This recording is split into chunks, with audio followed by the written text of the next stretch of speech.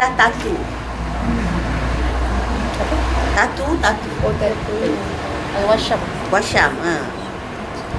Dibuat dengan cara menusukkan jarum dan seumpamanya di belakang genggaman atau pergelangan tangan atau muka atau bibir mulut dan anggota badan yang lain sehingga mengalirkan darah. Kemudian celak dan seumpamanya dimasukkan ke tempat tusukan itu. Dengan itu ia menjadi warna hijau. Kita tahulah. Ni satu kaedah lah kot agaknya kan. Sekarang orang buat macam mana tak tahulah Sampai lukis penuh kan. Kalau kau buat macam ni sakit tu. Yang lukis macam yang lukis macam Hindu style tu, itu bukan tattoo tu juga. Kalau lukis inai tu. Inai tu dilukis. Inai bukan. Ini tattoo. Ini tattoo. Yang biasa orang nak kahwin tu kan dia hias tangan dia tu. Ada fatwa itu tak boleh. Kenapa? Dia kata menyerupai tattoo. Walaupun cara tu bukan macam tattoo kan dia jarum tu kan. Ni kalau lukis-lukis tu tak boleh dia kata. Mungkin tak ingatlah pun tadi menyerupai Hindu kot dia punya reason. Tapi ustazah baca dia wallahu alam lah yang ustazah baca itu perhiasan. Kan? Perhiasan maknanya boleh, perempuan boleh pakai inai dan dia boleh pakai dalam bentuk apa pun. Kalau lukis-lukis pun, kalau selagi tak lukis benda haram tu, lukis patung ke lukis sembahan-sembahan lain tu haruslah. Itu yang ustazah baca tak?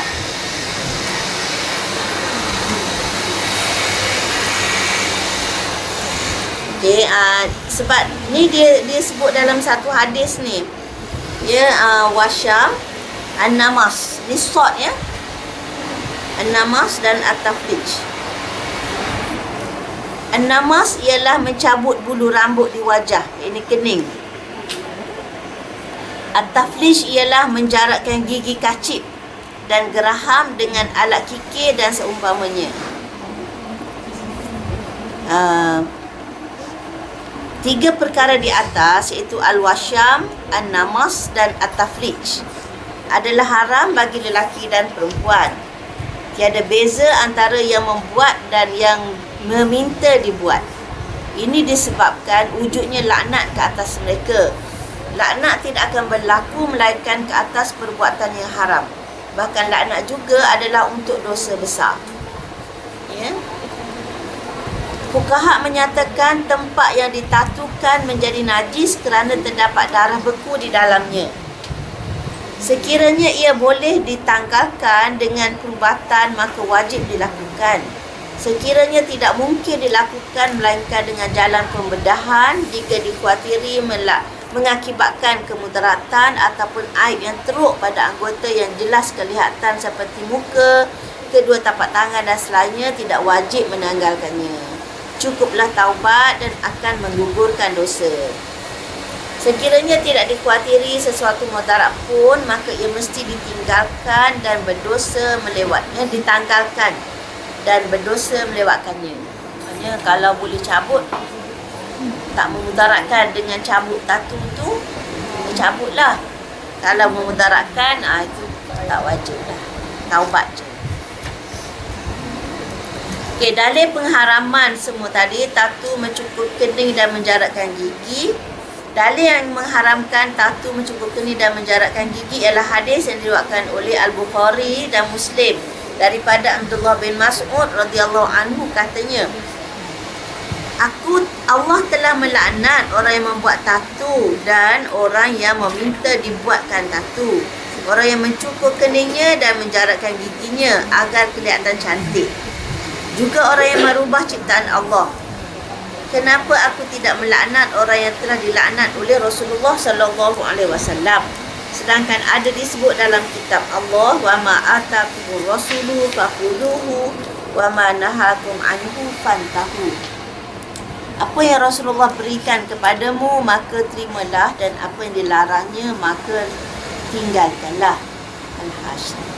Ni kisah Ibnu Mas'ud ni dia sebut tentang Allah melaknat sampai Dia kata juga orang yang merubah ciptaan Allah. Bila dia sebut takat ni, ada seorang perempuan bantah.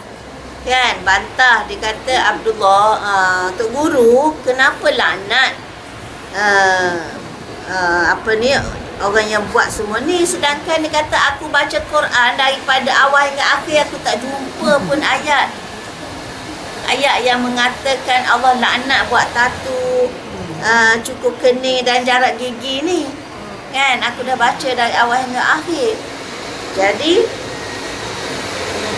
itulah Abdullah jawab, kalau kamu baca, kamu jumpa ayat ini, wa ma atakum rasul fakhuduhu wa ma nahakum anhu fantahu. Maknanya apa yang Rasul beri kepadamu maka ambil, terimalah, dan apa yang dilarangnya maka tinggalkanlah. Jadi maknanya larangan itu terdapat dalam hadis Nabi walaupun tak ada dalam Quran. Al-Hajj.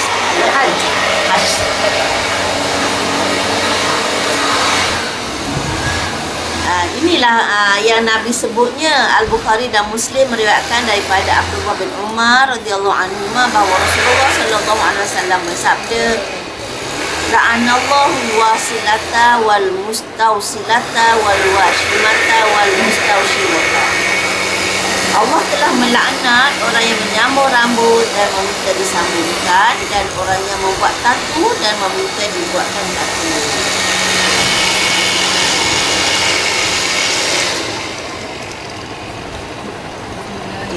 Pengecualian, ya.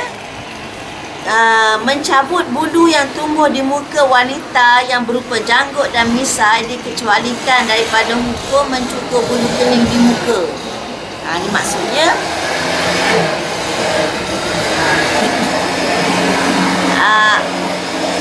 dia sebut an-namas. Tadi an-namas tu maknanya membuang bulu di muka. Jadi bulu apa yang ada kat muka wanita? Kening.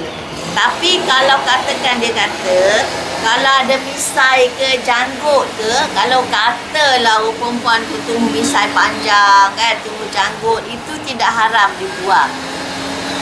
Itu tak termasuk dalam larangan ni.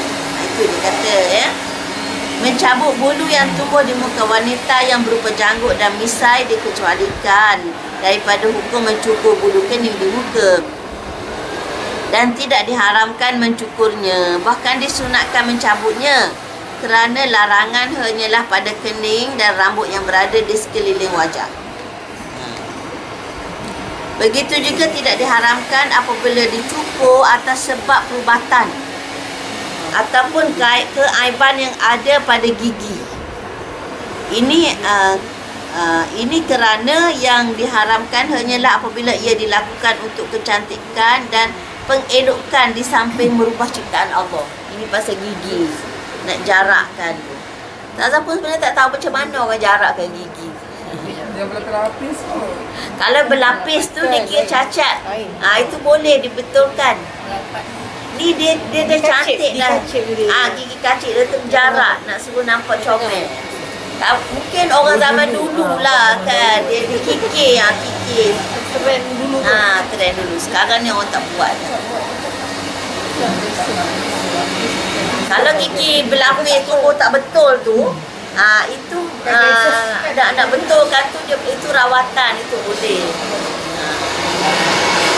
Sebab apa? Sebab dia banyak kesan kan kalau berlapis-lapis tu. Kalau yang keluar kan, donggang. Jadi rawatan. Boleh.